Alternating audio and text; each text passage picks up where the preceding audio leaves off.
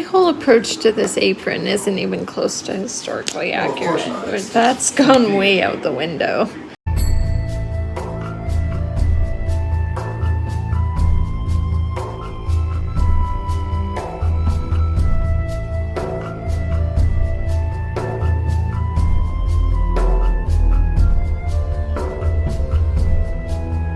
So the plan now is to scrap the apron pattern entirely, because this is really meant for more of a modern apron anyway. What we're going to do instead of following an actual apron pattern is go back to the dress pattern, or at least the part of the pattern that fit the bodice.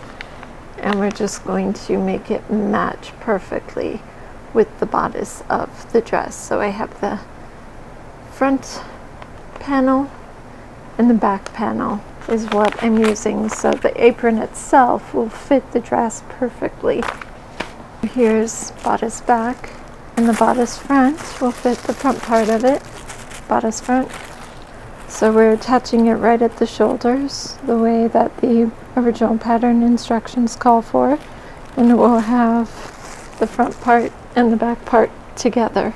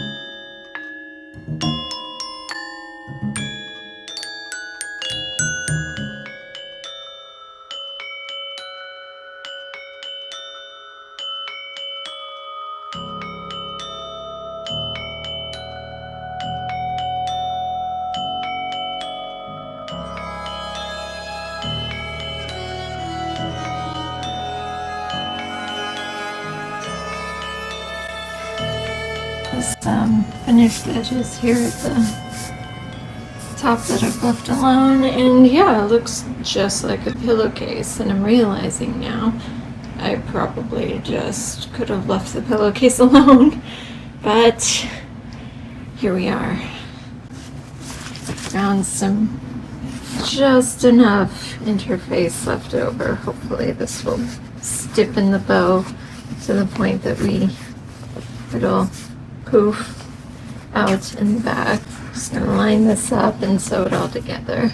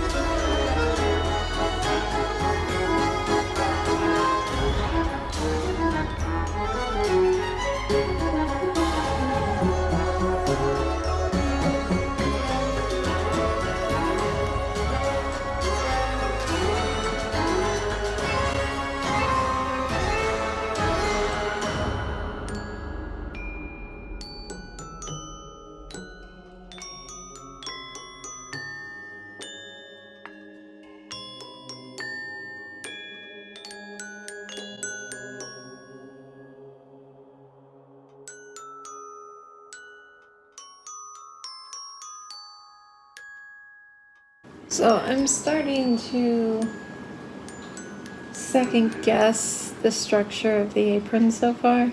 I'm worried that the bow is so heavy that it might not stay with the rest of the apron. Like the rest of the apron isn't strong enough to hold it. So I'm torn between Velcro to close the back or snaps. But I think the snaps are going to hold it better than Velcro would. That's probably true. It's, well, not super historically accurate. It's closer than Velcro. Well, just my whole approach to this apron isn't even close to historically accurate. That's gone way out the window. But there is just no way she would have that big, magnificent bow if we're talking about like non-magical things, you know? Uh-huh. Very true. There's just no way that bow would stay up the way it does. Yeah, it certainly wouldn't, like, I mean, unless this fabric was really heavily starched, it wouldn't stick out the way it does. Which I suppose is possible. Yeah, but after so long of wandering around the woods, starch does fade. But I thought that was what the interfacing was supposed to be for. Yeah, interface, but the interfacing is what's making it so heavy. Yeah, that is a mighty bow. A mighty bow. Mm-hmm. That would make a good thumbnail. Yeah.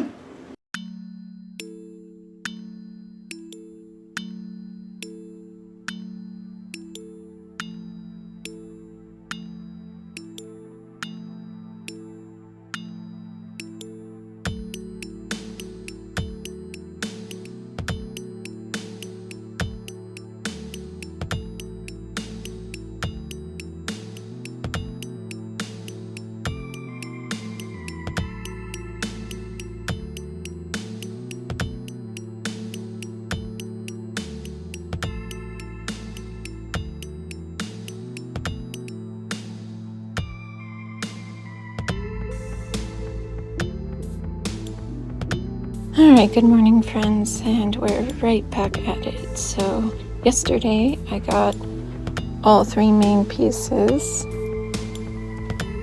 into one piece. Today we'll be attaching the waistband, the pockets, and I've done some alterations with the back piece. And then the hard part will be the bow. Got to attach this part somehow, get that on there, and then the bow itself, which is very heavy, so I need to figure out how to attach it without everything coming loose and coming down. Okay, so here we are, everything is attached.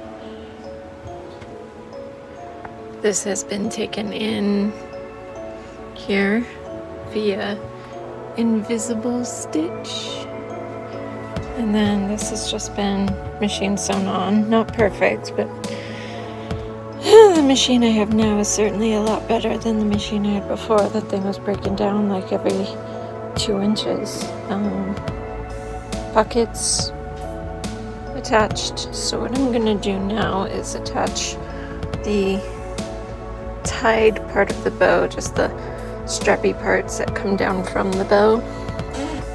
So I have that attached to the very back of the band, and that's just how it's gonna hang.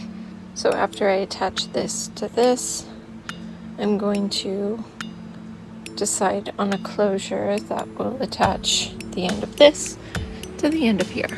So that all closes together in the back. And then the final part of making the apron will be to attach the bow to the rest of it. But before I attach the bow, And you know, I'm thinking of making the bow a temporary attachment, like giving it snaps, like I did the skull. It will seem easier for me if I can just remove the bow when I'm done with it and then take the apron off without just the bow being stuck on there.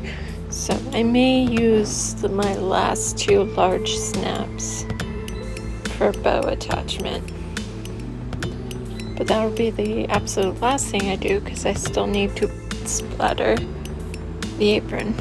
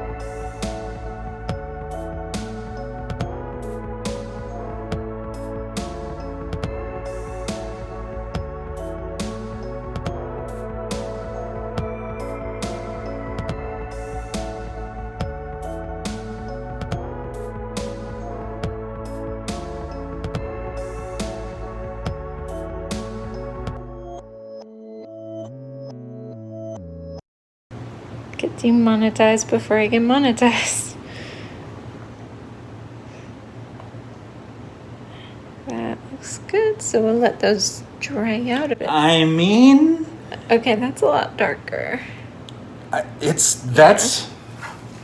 We'll let it dry and We'll see let it how dry, looks. but I am already more hopeful for this.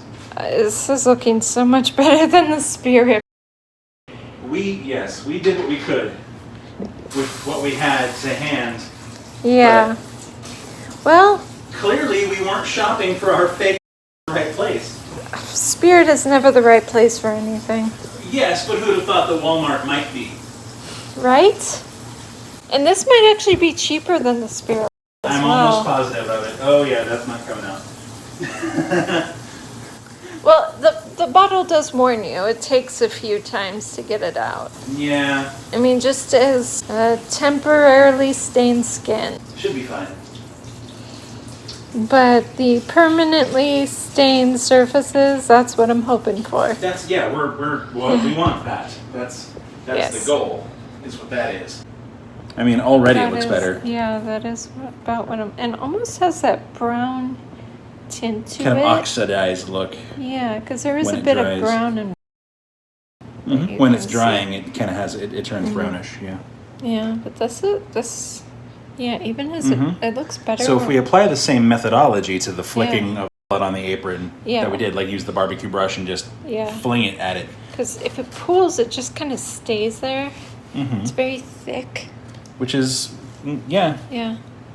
Well, I'm glad that the label wasn't a lie. Yeah. So Truth in advertising. Who knew? looks flows like real blood. It's pretty close. Yes. Maybe not exact, but close enough. Close enough.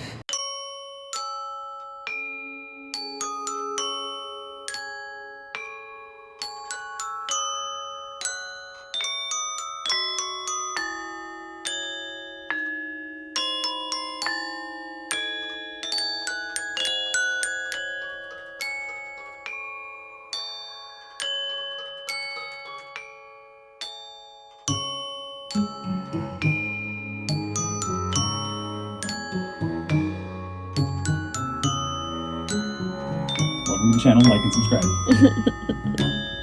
Isn't that what YouTube wants us to say? Our lords and master people? Yeah.